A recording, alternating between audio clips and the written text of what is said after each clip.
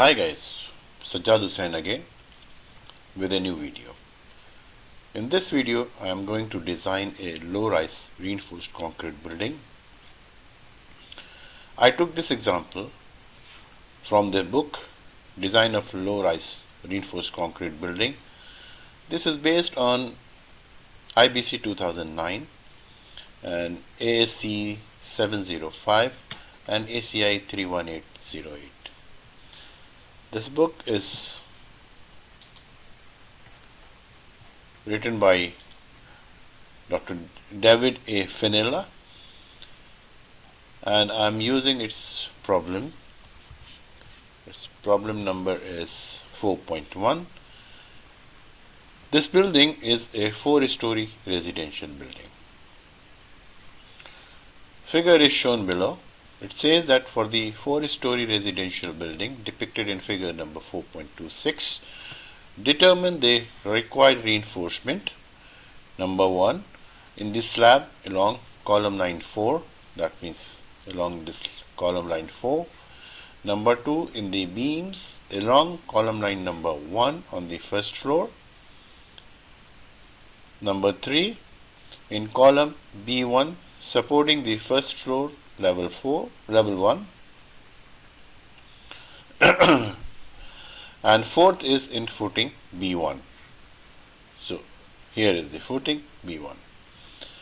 Number 5, in the diaphragm chord along column line number 1, 2, 4, 7 at the second floor level for the lateral force in the east-west direction, and number 6 in the collector element along the column line F at the second floor level for the lateral forces in east-west direction.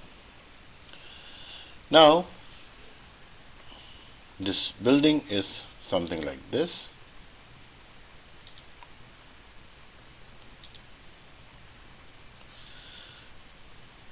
There are 6 bays in X direction and there are 5 bays in Y direction. In X direction, all the bays are equally spaced, or their width is the same, but in Y direction the bays have different length. For example, the first one is 21 feet, second, third, fourth, they are 24 feet long, and the last one is 21 feet. It has 2 openings. One is between grid line number 2 and 3, and same or similar opening is there between grid number 5 and 6. The beams are 20 by 24 inch typical all along the periphery of the structure. Columns, all columns are 20 inch by 20 inch typical, and the slab is a flat slab. So based on this example, for example, the properties. Concrete is 4000 psi, steel reinforcement is 60,000 psi reinforcement, roof life load is 20 pound per square foot, roof superimposed dead load is 10 pound per square feet, floor average live load is 70 pound per square feet, floor superimposed dead load is 30 pound per square feet, glass curtain wall system is approximately 8 pound per square feet, allowable bearing capacity is 4000 psf, lateral force resisting system is the moment resisting frame system, wind velocity is 90 mile per hour, exposure B, seismic design category is B, SDS is 0.19 and SD1 is 0.1. First story height is 12 feet, other stories are only 10 feet high. So all this data is given. Based on this data, the slab thickness is calculated over here, and it is estimated that approximately 8.9 or 9 inch slab should be considered. That's why it is recommended that try a 9 inch thick slab. So what we are going to do, we are going to model this problem in ETABS and we will model this slab as a flat plate slab having 9-inch thickness. So let us start the model.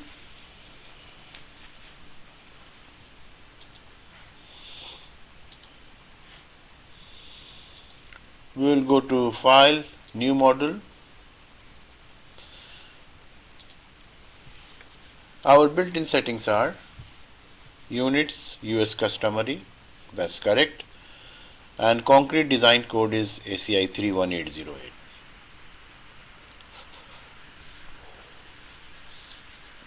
Now here we can easily model, because we have one type of structure, that is flat slab with perimeter beams. So we can select this one, but before that let us define the grids. Number of grids in X direction. So in X direction we know that there are 7 grids in X direction. All the grids are at 20 feet. In Y direction there are 6 grids, and all these grids are not all, sorry, two of the grids are 21 and rest is 24 feet. So let us model here. Number of grid in X direction is 7. Number of grids in Y direction is 6. In X direction the grid spacing is 20. In Y direction the grid spacing is 24. Okay, we can modify later on. 4 stories, typical story height is 10 feet and bottom story height is 12 feet. This is the model. Now overhangs along X direction is not, because the columns are 20 by 20, that means 10 inch. So the overhang will be 10 inch. Here also it will be 10 inch. In Y direction the same, 10 inch, and here also it will be 10 inch. Drop panel, is there any drop panel? No. Restraint at bottom, let it all be pinned for the time being. Columns, concrete column, let us see what the column properties are. Concrete column, the concrete columns we can define as 20 inch by 20 inch.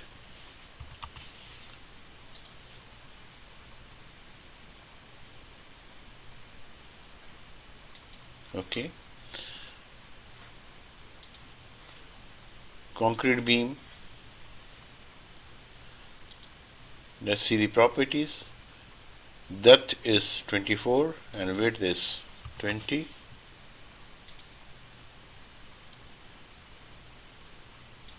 Okay.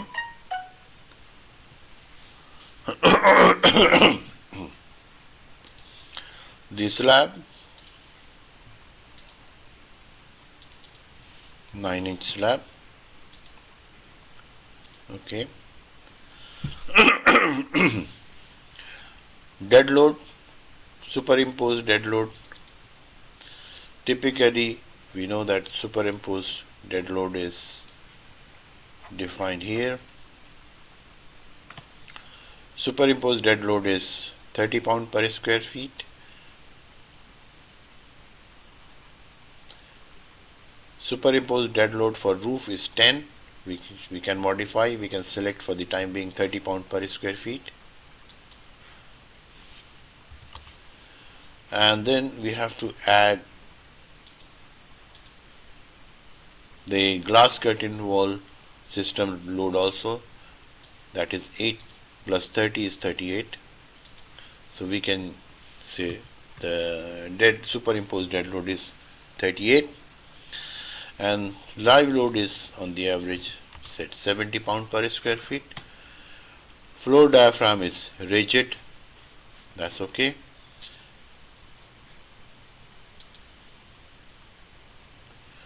So here is a typical plan, but we have seen that it is little bit modified. So we have to modify, like for example, we have to delete this portion and this portion, and we have to define the peripheral beam like this. Similarly over here, we have to redefine the peripheral beam over here, deleting these two sections. And of course, we have to create openings, two openings, one over here and another over here. So to cut short, I have already developed this model. I don't want to waste your time because that can be done easily. I just wanted to show how I did it, and then let me open the model. Sorry.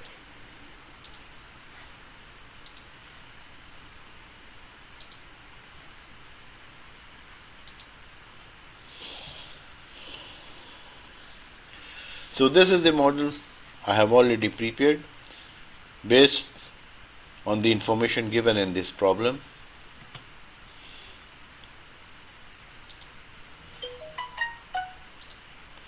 Like openings are introduced, this portion is revised, this portion is revised, in peripheral beams are also revised.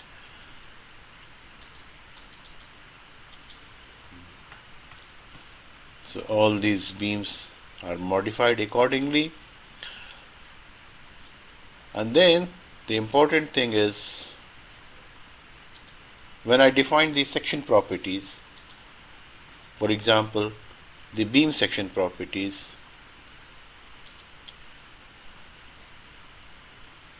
the beam are all 24-inch deep by 20-inch wide, and the modifier as for the reduction in the moment of inertia for the cracked section, it is already reduced.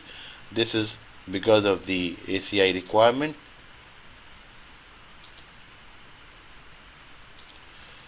ACI 10.10.4.1, it says that for cracked section the column moment of inertia should be reduced to 70%.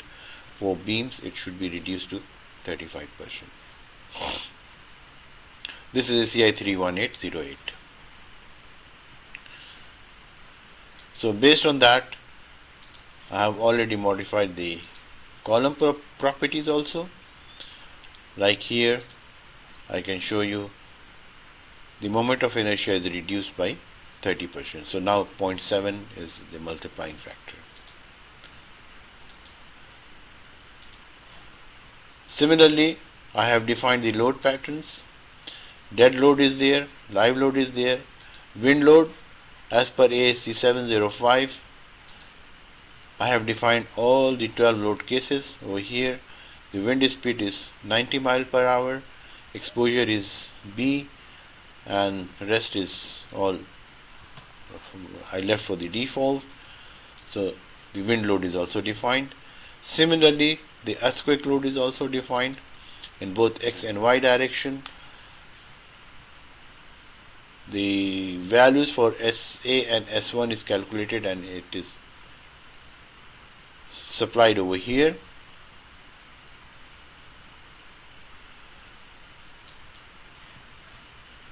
So after defining the loads,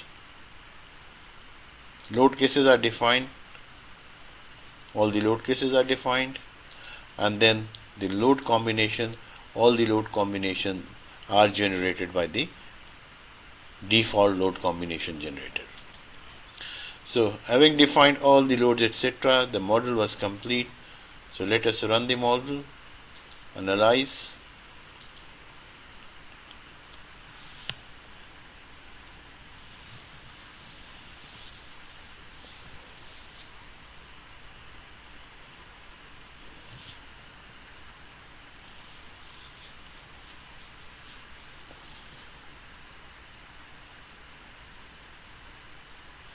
So my analysis is done. Let us go back to the model. we can see that the slab is designed first.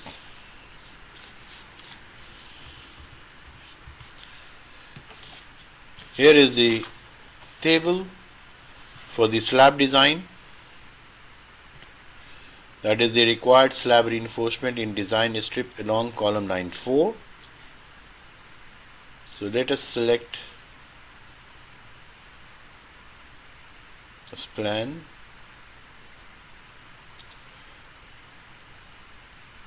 Apply. So we can design the slab first.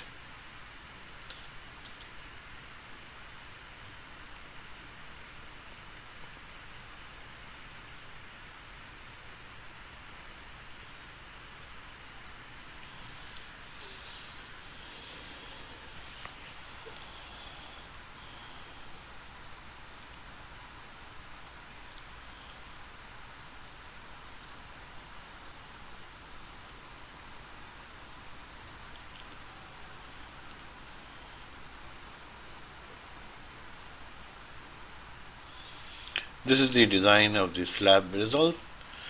We are interested in along column line 4. That means this is the middle strip, and let us see what is the result for column strip over here. So as per manual calculation, the negative steel for the end span is 18 bars over here, 18 bars over here even in the middle interior span also, and then there is an unbalanced moment transfer. Because of that, they say that you have to add 5 bars also. That means if we need 18 bars over here, plus 5 means 23 bars over here, and even 23 bars over here. So let us see what is the result I am getting over here. So as you can see, 26 bars over here, similarly 26 bars over here. So that means for interior, where we are getting 23 bars over there, here we are getting little higher, and we are getting 26 bars at the top, number 5, whereas manual calculation shows that 23 bars are required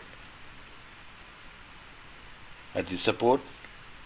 So that means our result is little bit more conservative, and we can take these values, they are safer. So it is proof that the slab design of ETABS is perfectly good, and we can rely on the result provided we have modeled correctly.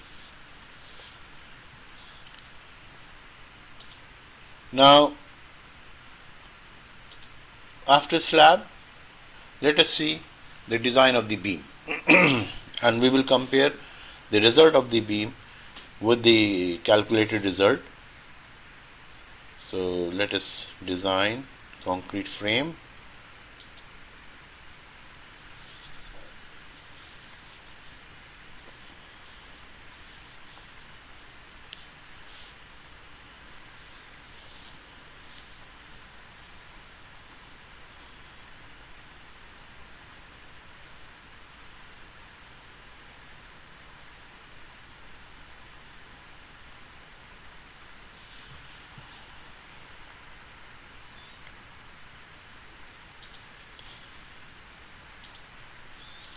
All these stories are similar, so we are interested in beam design along grid number 1,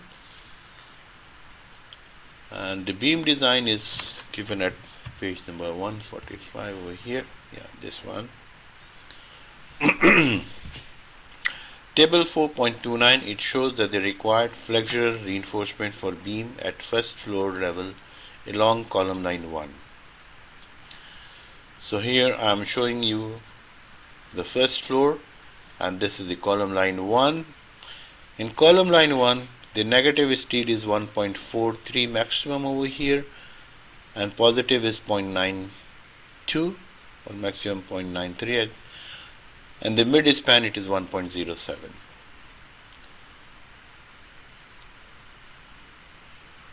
Now here if we see, then this reinforcement is very high. They are suggesting 6 number 9 bars at the support.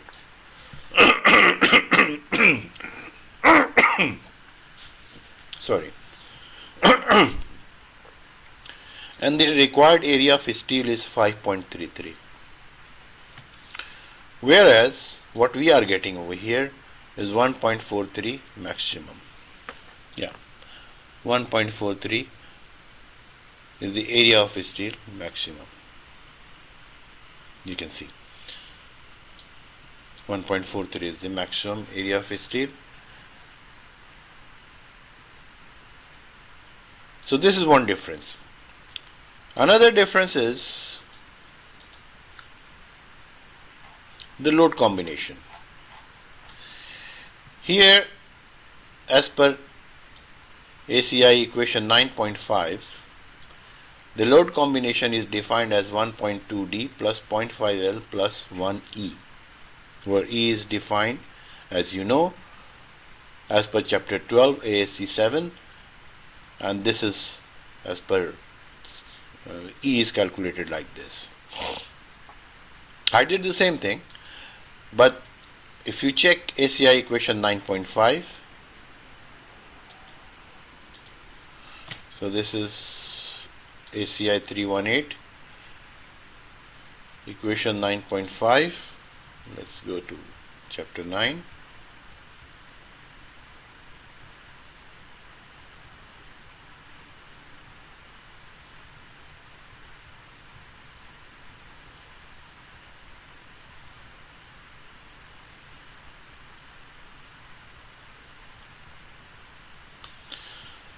Here equation 9.5 says 1.2D plus 1E plus 1L. That means 100% live load should be considered. Whereas in this book they have considered 0.5L. So there is no explanation given that why 0.5L is considered, why not as per equation 9.5 this is 1.0L, that means 100% live load should be considered here and here also, but no clarification is given over here. But since I generated the loads or load combinations from ETABS, so it generated correctly the load combination as 1.2D plus 1.0L and 1.0E. So that means this result is okay. And secondly, I also checked this with STAD also, and STAD also gives this similar result. That means there is something wrong in this book. Somehow the detailed calculation is not provided, some manual calculation and approximate calculation is given, and because of that they are ending up with a very high moment.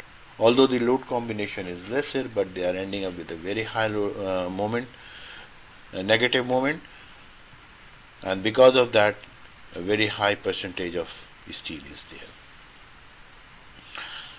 In my opinion, I cross-checked, and in my opinion ETABS gives me a better result, a reliable result. So what I can say that I will rely on these results rather going to bump it up maybe 3-4 times, which will be very overly conservative value. And for such a small building, which is only 3-4 story building, span is not that big, so I don't expect very high value of steel in the beams. So in my opinion, the steel calculated by STAD by ETABS is correct, and it is also verified by STAD also. Now what about the columns?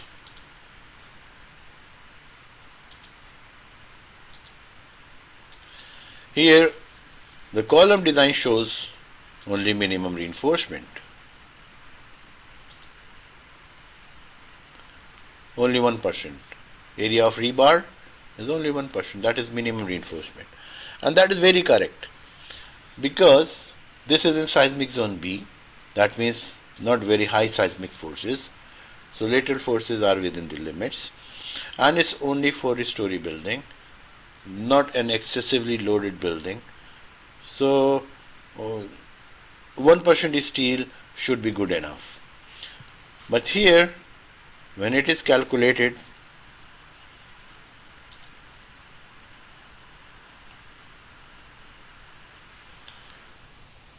for the column,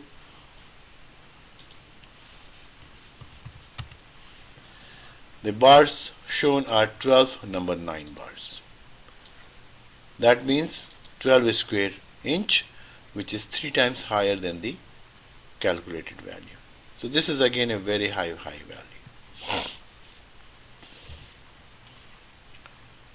I don't expect such a high reinforcement in column for such a small building. Now reinforcement in footing B1.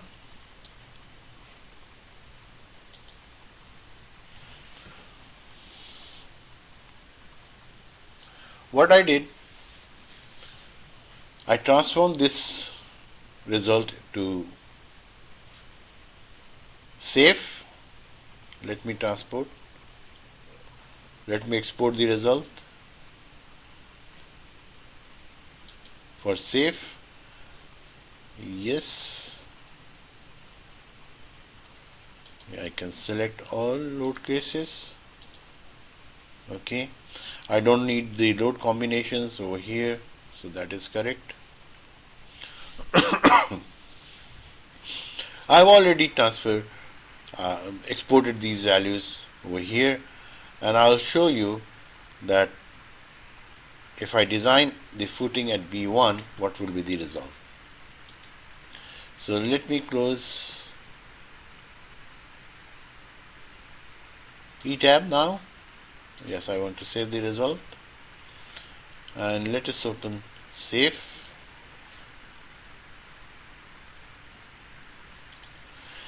Here in footing B, what they have calculated over here,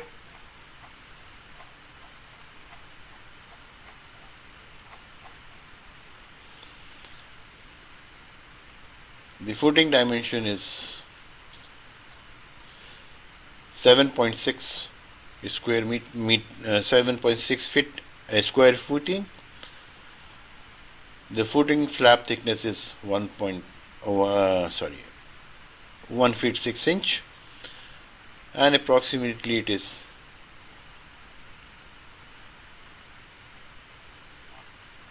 3 or 4 feet deep.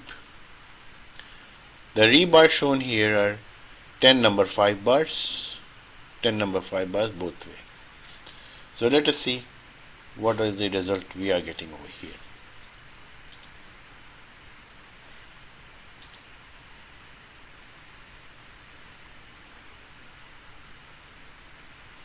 I already imported the model here and defined the size of the footing over here, and let's run the result.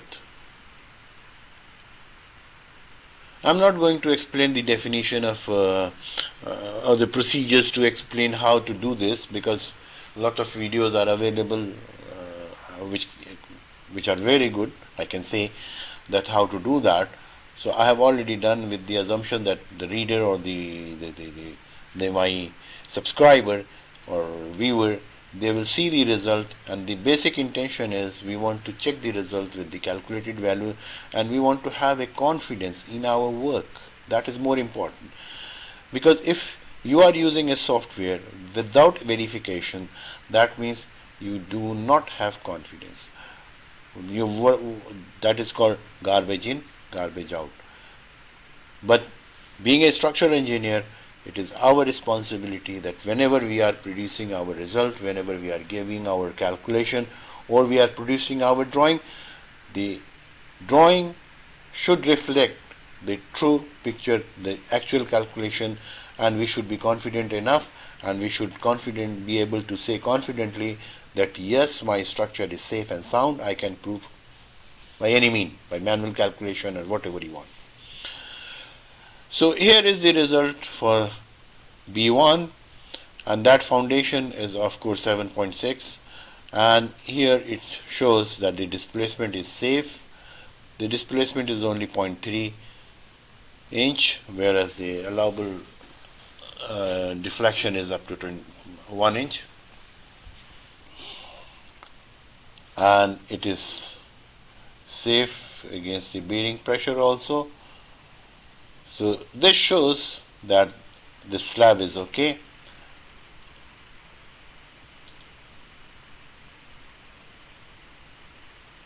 Let's show the slab design.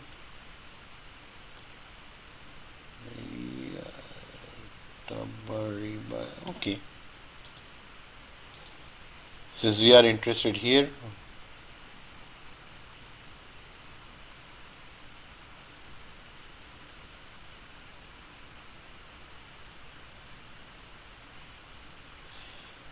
bottom bar shows 0.6 inch per square feet.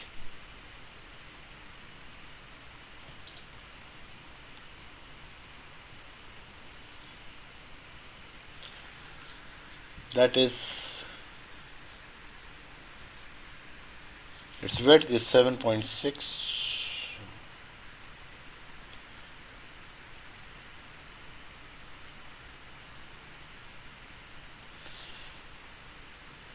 Number 5 bars.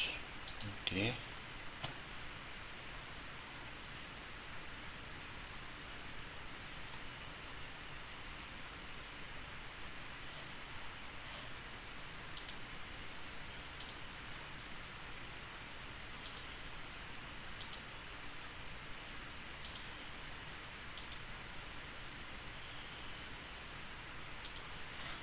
Can go to appendix E directly.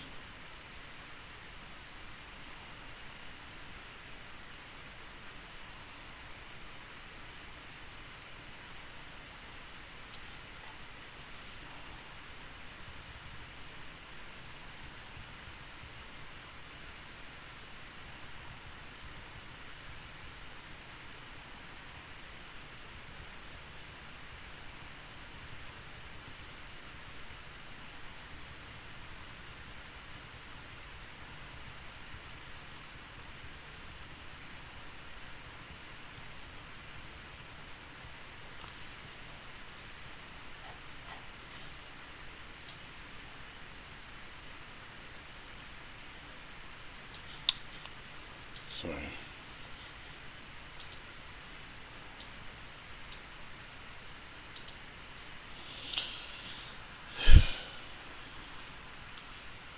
Bar size 5, area is 0.31. So here bar size 5, 10 bars means altogether total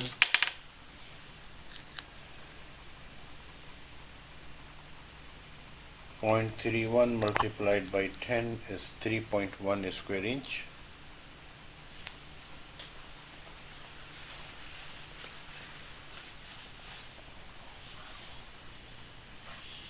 The result which we are getting over here, it says 0.6 square inch per feet.